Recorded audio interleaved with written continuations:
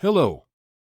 The 306th day of the heroic resistance of the Ukrainian people to a Russian military large-scale invasion continues. During the day, the enemy carried out 19 MLRS attacks from rocket salvo systems. The threat of enemy air and missile strikes remains on the entire territory of Ukraine. The occupiers continue to focus their efforts on conducting offensive actions in the Bakhmut and Lyman directions. In the Kupiansk, Avdiivka, and Zaporizhia directions, they are trying to improve the tactical position. The enemy is defending in the Novopavlovsk and Kherson directions. In the Volyn, Polisia, Siversk, and Slobozansky directions, the situation has not changed significantly, and no signs of the formation of enemy offensive groups have been detected. In the Slobozansk direction, the districts of Staritsa, Ohertsove, Vovchansk, and Rykadub of Kharkiv Oblast were hit by artillery fire. In the Kupiansk and Lyman directions, the enemy inflicted fire damage in the areas of more than 20 settlements. Among them are Novomlinsk, Dvorykna, Zapan, Tabaivka and Berestov in Kharkiv Oblast, Ploshchanka and Dibrova in Luhansk Oblast and Torsky in Donetsk Oblast.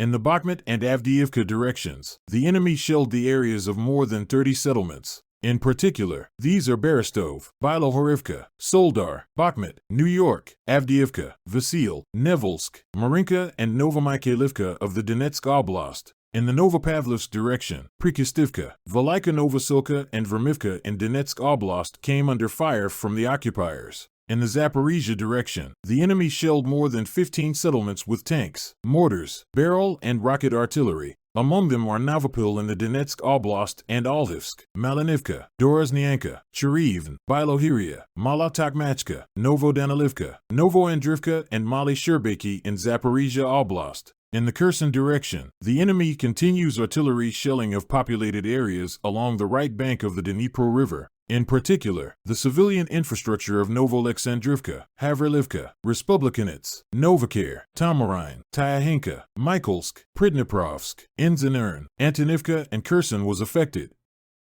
On December 24th, the defense forces struck the area where the enemy's manpower was concentrated near the Polovinkino-Starobilsk district of the Luhansk Oblast. The occupiers lost up to 150 soldiers dead and wounded. On December 25th, in the temporarily occupied territory of the Kherson Oblast, the invaders lost up to 50 servicemen killed and up to 100 wounded. About 5 units of military equipment of various types were also destroyed. The enemy continues to use the network of civilian healthcare facilities in the temporarily occupied territory to treat wounded servicemen of the Russian occupation forces and mercenaries of private military companies. Thus, in the village of Bilovodsk, Starobilsk district, Luhansk Oblast, up to 300 wounded representatives of the Wagner PMC are being treated. In addition, in Pervomaisk, on the territory of the so-called military hospital, deployed on the basis of a multidisciplinary lyceum, up to 300 occupiers who were injured in the area of the city of Bakhmut are also being treated.